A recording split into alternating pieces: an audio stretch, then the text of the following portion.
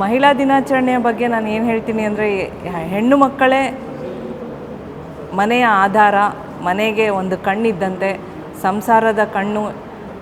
ಇದೆಲ್ಲರೂ ಹೇಳ್ತಾರೆ ಬಾಯಲ್ಲಿ, ಆದರೆ ಇದನ್ನು ಪಾಲಿಸೋದು ತುಂಬ ಮುಖ್ಯ.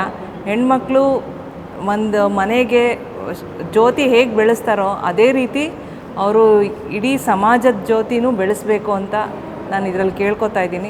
ಅಂತಾರಾಷ್ಟ್ರೀಯ ಮಹಿಳಾ ದಿನಾಚರಣೆ ಆದ ಇವತ್ತಿನಂದು ಡಾಕ್ಟರ್ ಸಂಗಮೇಶ್ ಅವರು BMS ಹಾಸ್ಪಿಟ್ಲು ವತಿಯಿಂದ ನಮ್ಮನ್ನೆಲ್ಲ ಕರೆಸಿ ಅಗ್ರ ಪಂಚಾಯಿತಿ ವಿಭಾಗಕ್ಕೆ ಸೇರೋ ಎಲ್ಲ ಜನರಿಗೂ ಬಾಯಿಯ ಕ್ಯಾನ್ಸರ್ ಬಗ್ಗೆ ಅರಿವು ಮೂಡಿಸಿಕೊಟ್ಟು, ಇದರಿಂದ ಏನು ತೊಂದರೆಗಳಾಗತ್ತೆ, ಹೇಗೆ ಇದನ್ನು ಕಂಡುಹಿಡಿಬೇಕು ಅನ್ನೋದ್ರ ಬಗ್ಗೆ ಅರಿವು ಮೂಡಿಸಿಕೊಟ್ಟು ಅವ್ರನ್ನೆಲ್ಲರನ್ನೂ ಸ್ಕ್ರೀನಿಂಗಿಗೆ ಬರಮಾಡ್ಕೊಳ್ಳಿಕ್ಕೆ ಇನ್ನು 20 ದಿವಸದಲ್ಲಿ ರಿಜಿಸ್ಟ್ರೇಷನ್ ಏನೋ ಮಾಡಿಸ್ತಾ ಇದ್ದಾರೆ.